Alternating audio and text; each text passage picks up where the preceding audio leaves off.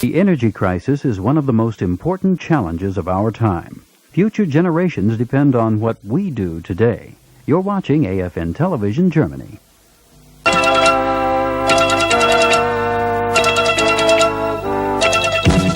AFN's 10 o'clock news. From the Associated Press and United Press International, with video reports from ABC. Good evening, everyone. A site emergency is in effect at the Geneva nuclear power plant in Ontario, New York. A spokesman for the Nuclear Regulatory Commission says the accident occurred when a steam tube ruptured in a primary cooling system at that plant. Radioactive steam was released into the atmosphere, but plant operators there say there's no danger to the public. The reactor is now being cooled, and the situation is said to have stabilized. Here in Europe, Soviet Foreign Minister Andrei Gromyko arrived in Geneva today for talks with Secretary of State Alexander Haig, but Gromyko rejected any possible discussion of the situation in Poland. Haig says he intends to make Poland the central topic of those talks. From Geneva, ABC's Walter Rogers reports anti-nuclear demonstrators were out this past weekend and are expected to demonstrate tomorrow when those talks open. Pacifists picked Geneva for the first anti-nuclear demonstration of the new year because Secretary Haig and Soviet Foreign Minister Gromyko meet here Tuesday for disarmament talks, and the protesters complain they feel like pawns. The point is, as Europeans, that we live in a world where the issues are decided between the superpowers. They packed Geneva to call attention to diverse causes like Poland and Afghanistan, Nicaragua and El Salvador. But mostly they want the Russians and particularly the Americans to keep their missiles out of Europe. It is, of course, a demonstration, among other things, against the kinds of politics which Reagan has tried to put over in Europe and elsewhere. Is Reagan helping you with his tough talk? Of course he is. But unfortunately, the talk is very dangerous. There was speculation the Soviet-backed crackdown in Poland might cool Europe's pacifist movement. But if anything, this demonstration would seem to suggest that the anti-nuclear movement in Europe has been fueled by tensions in Poland.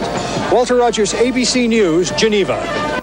In Poland, General Wojciech Jaruzelski, Poland's martial law chief, refused to lift martial law today and warned his countrymen there will be no return to the status quo, even when the government is handed back to civilian officials. Although he had been expected to announce easing of some martial law regulations, Jaruzelski said only that some restrictions should be reduced by the end of this month. He also said 4,500 Poles will remain in internment. ABC's John McWethy reports the martial law crackdown in Poland has brought a wealth of information to the West. That information is coming from scores of Polish defectors. ABC News has learned that scores of important Polish defectors, far more than the U.S. government is willing to admit, have been walking into American embassies all over the world. In return for political asylum, they are telling CIA debriefers detailed information about Poland, Soviet tactics in controlling Warsaw Pact countries, and Russian military procedures and capabilities. Besides the two widely publicized defections of Polish ambassadors, one based in Tokyo and one in Washington, the CIA, according to one source, has been overwhelmed by other Polish defections, influential industrialists, other diplomats, and an assortment of military men, including at least one high-ranking Polish general. While in Western Europe in late November, weeks before martial law was imposed, sources say this general asked for asylum with his family.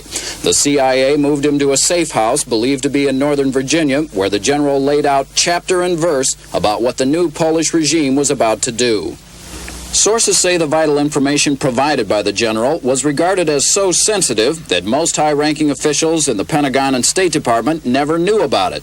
This raises the question of whether top administration officials had enough of the available information as they tried to assess and attempted to counter the worsening Polish situation. The defectors are being hidden here in the U.S. by the FBI, provided with new identities and security to protect them from possible assassinations. Meanwhile, America's intelligence agencies continue to use the defectors' expertise and contacts for espionage and counter-espionage behind the Iron Curtain.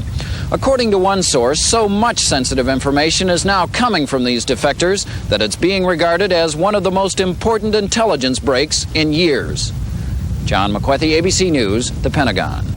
Italian police say a newspaper in Rome has retrieved a Red Brigade communique on the kidnapping of U.S. General James Dozier.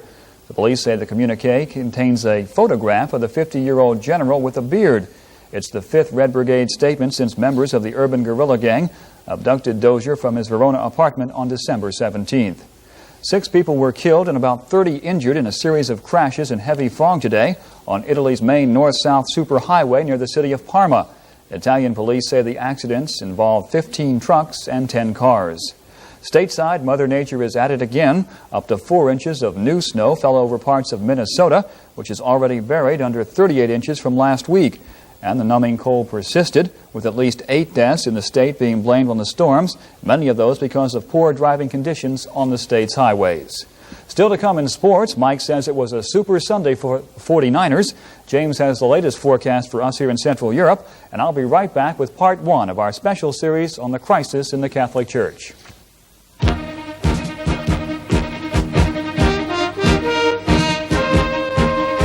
Before your trip begins, you should put your ski equipment through a careful inspection. First of all, check your ski bottoms. If there are any gouges, these should be filled with a P-Tex to be made smooth. Second, skis need to be edged in order to carve better turns. Any rust will be removed at this time. Third, a good hot wax will give you a smooth base for most ski conditions. Properly maintained equipment puts you in the high safety column. We'll see you next time with more ski tips. Serious difficulties face the Catholic Church in the U.S. Tonight we begin a special 5-part series on why there are fewer church leaders. Dan Lusinski reports.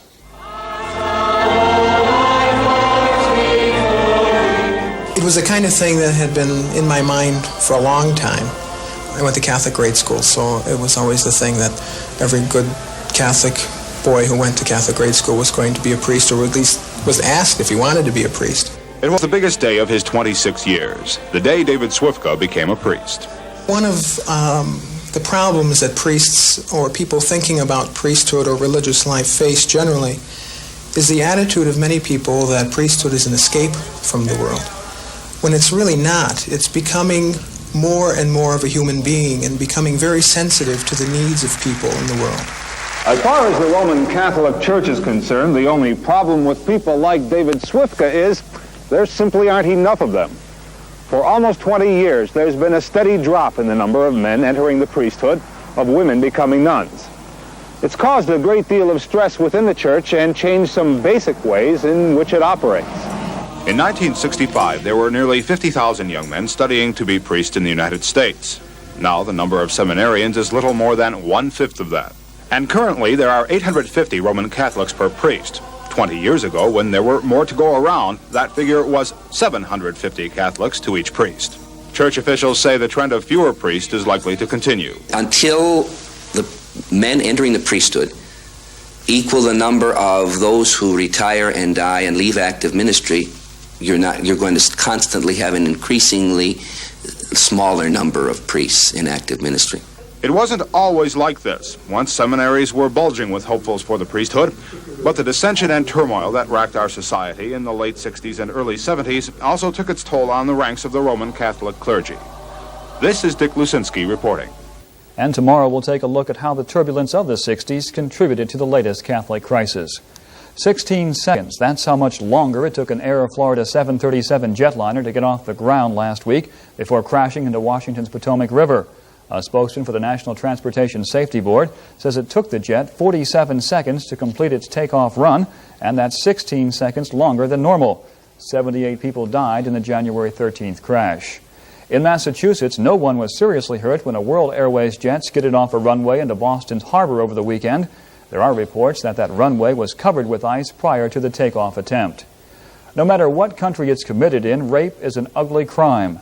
ABC's Bob Dyke reports a recent British TV documentary and a judge's ruling have both the British press and public upset, emphasizing once again that all too often the rape victim feels like the guilty party. This is real, an extract from a British documentary. A woman tells police she was gang raped. Instead of sympathy, she gets the 3rd degree.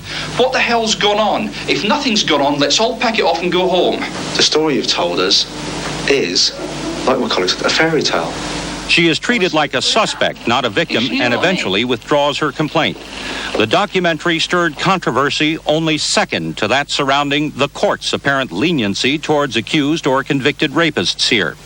For example, last week a 33-year-old man was fined but not imprisoned for raping a 17-year-old girl. Judge Bertrand Richards ruled that since the girl was assaulted while hitchhiking, she was asking for trouble.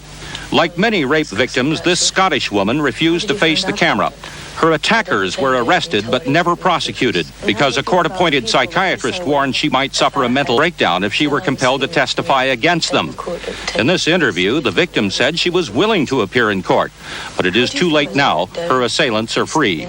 And that is what led to the resignation of the Attorney General as Prime Minister Thatcher called for the compulsory imprisonment of all convicted rapists. Said Mrs. Thatcher, "It is absolutely vital that women should have confidence in the ability of the law to protect them against this violent and odious crime." Bob Dyke, ABC News, London. An Atlanta judge ruled today that the state may submit evidence to the jury indicating that in addition to the 2 murders he's formally charged with, Wayne Williams killed 10 more blacks, 9 of them children. The judge says the evidence may be submitted to show what he termed a pattern in those killings. Among the 10 additional murders the state is trying to connect to Wayne Williams is the case of 28-year-old John Porter. Last April, he was found stabbed in this lot. Porter's name was never added to the special task force list. But like many of those on the list, Porter was small, streetwise, and lived near some of the other victims. Porter's mother has told ABC News the FBI showed her pictures of Wayne Williams before his arrest last June, even though Atlanta police said the case was unrelated. Prosecutors also said today they can produce witnesses who can link Williams to 3 other victims. Bob Serkin, ABC News, Atlanta. The U.S. Supreme Court has reinforced its ban on prayer in public schools. The court ruled a Louisiana law permitting voluntary prayer unconstitutional. The High Court also gave a major boost to the rights of U.S. Indian tribes, ruling that Indians can tax oil, gas, and minerals extracted from reservation lands. The ruling was a victory for a small tribe of Indians in New Mexico in a long battle with the giants of the U.S. oil industry. The U.S. dollar strengthened on overseas money markets today in the wake of higher federal funds and euro-dollar interest rates. The greenback closed at its highest value against the British pound since the end of October, and the dollar gained 4 pfennigs against the West German mark. The exchange rate through tomorrow is 2 marks 32, and in Frankfurt, the greenback closed even higher this evening. An Army spokesman says 1 soldier was killed and 3 others injured during a live ammunition training exercise in the Southern California desert. The dead and injured, all from a division stationed in Kansas, were in training at Fort Irwin, a recently reactivated National Guard training center. And that's the news for this Monday night. James, what's the forecast hold in store for us for tomorrow? Some warmer temperatures along with some rain, Bill. We got some warm air coming in behind the warm front. At least that'll be some relief to some of the cold temperatures we had. And the day temperatures warmed up quite a bit, at least compared to the last few weeks. We had a high pressure region that dominated our weather throughout the weekend, and of course today extending from the Atlantic back into Poland and parts of Russia. The warm front moved onto the coast early this morning and moved through the Benelux very slowly through this afternoon, spreading some rain and drizzle mainly in the Benelux and northern Germany. There were some scattered incidents of snow showers in the northern portion of Germany as well as down in the southeast where the cooler temperatures were throughout the day. Those temperatures are still cool with much of the temperatures in the southeast from Nuremberg eastward ranging in the 24-degree range to a high temperature this evening of 32 degrees reported in Hanau. The temperatures outside of Germany behind the warm front in London, 49 degrees, a marked difference from the 23 degrees down in Zurich as well as in Prague. With the frontal system slowly moving through the region and northern Germany throughout the night and tomorrow, we can expect to have some warmer air move in behind that. We're going to see temperatures tonight. They were 49 degrees back in London, and that warm air will be moving out in front of the cold front, which will be moving onto the coast by tomorrow afternoon. There will be some rain shower activity throughout the Benelux, some rain and drizzle up in the northern portions of Germany. We'll generally have cloudy skies and a lot of fog throughout the early portions of the evening, increasing increasing with the amount of precipitation, turning to rain by early morning. There will be some shower activity tomorrow afternoon for much of the viewing area, but down in the extreme southern portions of Bavaria, in the hills, there will be a mixture of rain and snow or just snow down in those areas. The high pressure region will continue to move some air up from the south, which will be warm and moist and keep us at least a little bit comfortable, or more comfortable than we have been. But for tonight, throughout much of our viewing area, we'll have some cloudy skies. There will be a mixture of rain and snow, then changing to rain later on by early morning. There will be some fog, very extensive in some areas, but spreading throughout much of Germany. The low temperatures in the low 30s, about 0 degrees Celsius. For tomorrow, continued cloudy skies, but we'll have some rain shower activity by the afternoon, and we'll have some gusty winds as the front moves through. The high temperatures will be in the mid-30s to low 40s, about 3 degrees Celsius. A little later, we'll take a look at stateside weather. There's some rain in the Pacific Northwest and some sunshine down south, but cold temperatures still in the Northeast. And Mike, even though we had the cold temperatures in the Northeast, and especially around Detroit, it was a hot time in the Silver Dome last night. Well, it sure was, James. And, you know, it was also very ironic that this year's Super Bowl was played on the very same day that gold was discovered in California back in 1849, because San Francisco has struck gold again in 1982. Details on the Silver Dome Super Bowl tonight on Sports.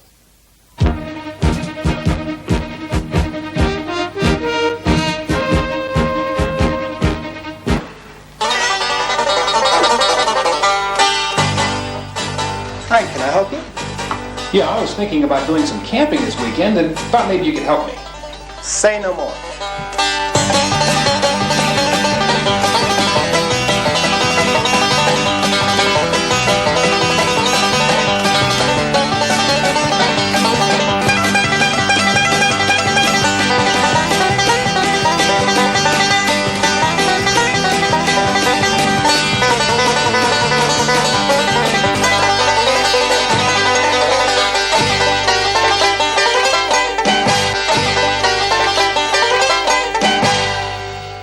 From backpacks and baseballs to camp stoves and sleeping bags, everything for outdoor fun.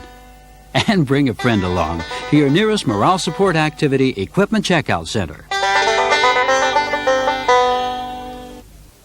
Good evening, everyone. Last night in Pontiac, Michigan, it was Super Bowl 16, the San Francisco 49ers and the Cincinnati Bengals. The 49ers walked away as the #1 team, as Cincinnati went home in defeat 26-21. And as promised, this year's Super Bowl was a passing game. It was also a lot of other things. AFN's Rich Rial reports.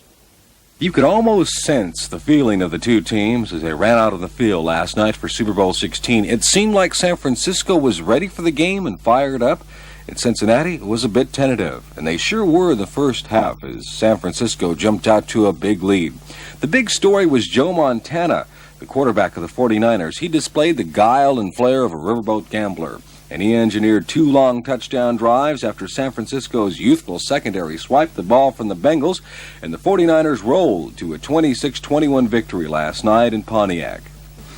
Montana executing Bill Walsh's innovative offense with electrifying ease, and a spate of turnovers which kept Cincinnati off the scoreboard helped the 49ers roll to a record 20-point halftime lead. The Bengals roared to life behind quarterback Ken Anderson in the second half, scoring on his 5-yard run and 2 passes to tight end Dan Ross. But it wasn't enough, and the difference was a goal line stand of epic proportions in the third period by the San Francisco defense. It was the third time Cincinnati had been denied so much as a point within 10 yards of the 49ers end zone. Ultimately, it was that defense, a heady mix of veterans and rookies, that carried the 49ers to one of the most remarkable turnarounds in National Football League history. Remember, that team just 2 years ago had staggered through its second consecutive 2-14 season. But this year it reached the pinnacle, its first Super Bowl championship and its first try. Montana is only in his 3rd year in the NFL, and he outplayed Anderson in the first half. He scored the 49ers' first touchdown on a 1-yard dive, then he passed 10 yards to fullback Earl Cooper for a second score. Each of those scores was set up by a Cincinnati turnover deep in San Francisco territory. Free safety Dwight Hicks, the only veteran in the 49ers secondary, intercepted an Anderson pass at the 5-yard line and ran it out of danger to the 32. In 11 plays, one of them a flea flicker pass, this one good for 14 yards, Montana put the 49ers on the scoreboard with 5:52 remaining in the opening period. And with 2.5 minutes gone in the second quarter after Anderson had drilled a pass to Chris Collingsworth at the 49ers' 8-yard line, Eric Wright stripped the ball from the Cincinnati rookie wide receiver, and fellow rookie cornerback Lynn Thomas pounced on the fumble for San Francisco. 12 plays later, Montana's flare pass to Cooper, who bowled over 2 Bengals at the goal line, climaxed the 92-yard scoring drive. It was the longest drive in Super Bowl history. Having broken one Super Bowl record, the 49ers proceeded to shatter another, scoring on 2 Ray Wersching field goals just 13 seconds apart in the final minute of the first half. The first, a 26-yarder, came 15 seconds short of halftime. Then on the kickoff, Cincinnati's Archie Griffin fumbled the ball, and so did his brother Ray. Milton McCall fell on it for the 49ers, and after an illegal procedure penalty pushed them back 5 yards to the 10, Wersching kicked a 22-yarder with 2 seconds left on the clock. The Bengals' second-half charge cut the 49ers' lead to 20-14 with 10 minutes and 6 seconds to play, and San Francisco's situation was suddenly very precarious. But the 49ers' offense, which had turned sluggish and conservative, woke up again behind Montana's 22-yard pass to Mike Wilson and Ricky Patton's key runs to set up Wersching's third field goal, a 40-yard boomer with 5:25 to play. That opened up a 23-14 lead for San Francisco.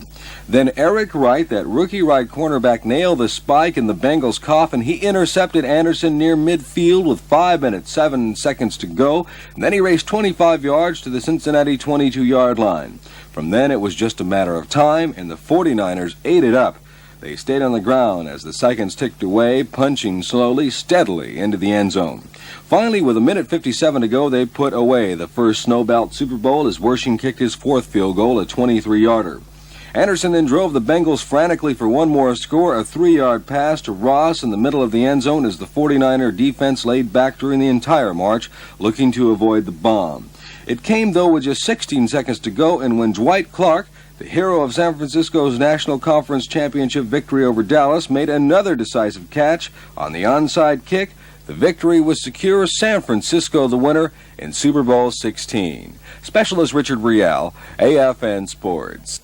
Now, the reason you viewers in the Kaiserslautern area did not receive the second half of the game last night, there was a power outage in your area. But for you and anyone else who may have missed the game last night, AFN plans to rebroadcast Super Bowl 16.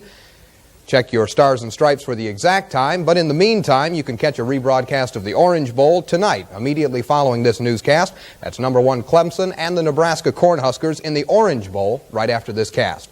It was Portland and Boston in the NBA's only game last night. The Trailblazers, #5 in the Pacific Division, handed the Atlantic Division's top team, the Celtics, a 123-119 defeat. Billy Ray Bates had 26 for Portland.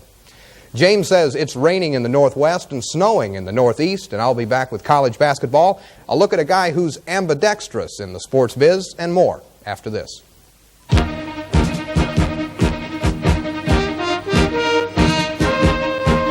Thousands of American military personnel and their families pass through the Frankfurt International Airport each month. About 5,000 of them get help from the U.S. Forces USO Lounge. Inside, you'll find all kinds of services for the traveler, including civilian and military telephone services and assistance on contacting your sponsor or unit. So the next time you travel through the Frankfurt International Airport and you need a break or assistance, stop by the U.S. Forces USO Lounge in the basement of Hall C. A single matchup in college basketball's top 20 last night. It was #3 Virginia over 17th ranked Louisville, 74-56. Ralph Sampson was the deciding factor in that matchup. He poured in 26 for Virginia. Colorado got their 32nd loss of the season in the NHL last night as the Edmonton Oilers, with no goals from Gretzky, got in 5 consecutive to beat the Rockies. Final score, Edmonton 7, Colorado 4. Elsewhere it was New York and Washington 4-all, and Vancouver and LA skated to a 5-5 tie. In the women's world of tennis, they took the day off for the Super Bowl, but tonight top-seeded Martina Navratilova and second-seeded Andrea Jaeger square off in the finals at a Seattle tournament, with the winner taking home $30,000. Tonight's contest in Seattle means Navratilova and Jaeger will both be late for their meetup in Chicago, where once again Navratilova is the favorite. Others in the field include Pam Shriver, Barbara Potter, and Billie Jean King.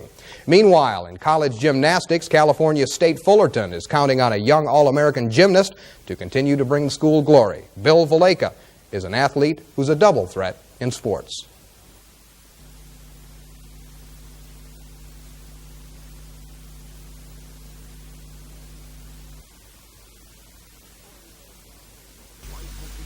21-year-old Cal State Fullerton senior Bill Valeka has been an All-American gymnast for the past 2 years, and as his coach explained, a very important part of the Titans' 10th place national ranking. We call him Wild Bill. He goes for everything in the book. He's a very, very exciting performer, and he's actually originated many movements in gymnastics on the horizontal bar and parallel bars in particular. Not only is Bill a standout on the Cal State Fullerton gymnastics team, he's also a member of the U.S. platform high diving team and had a chance to perform his high diving skills from 90 feet up at Marineland last summer. I like to fly. I like to get up in the air and flip and twist. With the gymnastics season just getting underway and the Nationals not till April, Bill will have to restrict his high dives to perhaps an occasional tumble off of one of the gymnastics apparatus. Ed Arnold for ABC News. And in the final round of the Phoenix Open Golf Tournament, Lanny Wadkins still holds a 4-stroke lead. In second is Morris Hatalski. John Cook is third. And that's it for sports on a Monday night.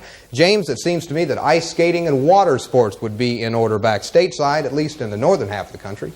It sure will be. There's plenty of rain and plenty of snow, both all in the north. In the Pacific Northwest, another storm is causing some very extensive rainfalls from northern California through Oregon and Washington. But across the Rockies and into the northwest up there in the Montana region and North Dakota, it's still pretty calm and clear up in that region, and fair skies all the way down into the southern half of the west coast. But down in the southeast, there's some partly cloudy skies, even though there's a system moving through the area. Most of the weather is staying fairly to the north of that. From the Ohio Valley to the mid-Atlantic coast states, there's some snow shower activity, and across the Great Lakes into New England, there's still some snow. The temperatures in the northeast are very cold, below zero in some places and only in the teens and others. The temperatures in the last 24 hours, they range from 27 degrees below zero in War Road, Minnesota, to 85 degrees down in Miami, Florida. Our weather for tomorrow, we'll have some warmer temperatures, but we'll still have some cloudy skies. Bill?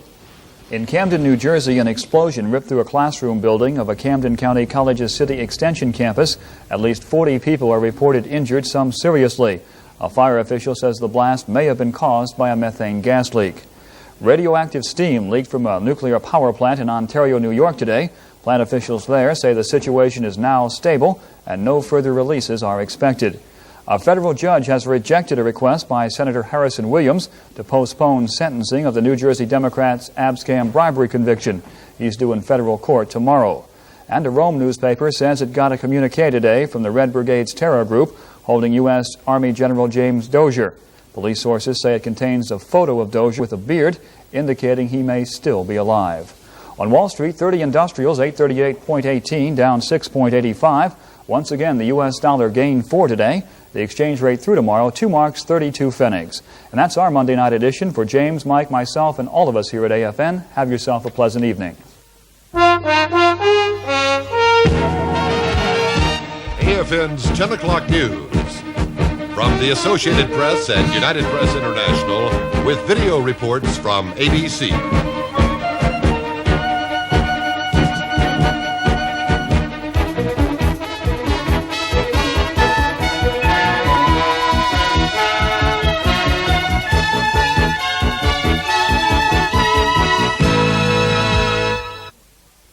On Dynasty, Blake goes on trial for murder, and Crystal is given control of the company. On Dynasty, 9/10 tomorrow night, right here on AFN. It's no fun being a stranger. Coming to a new place is always a hard adjustment. Say hello to the new folks. They'll appreciate it. You're watching AFN Television, Germany.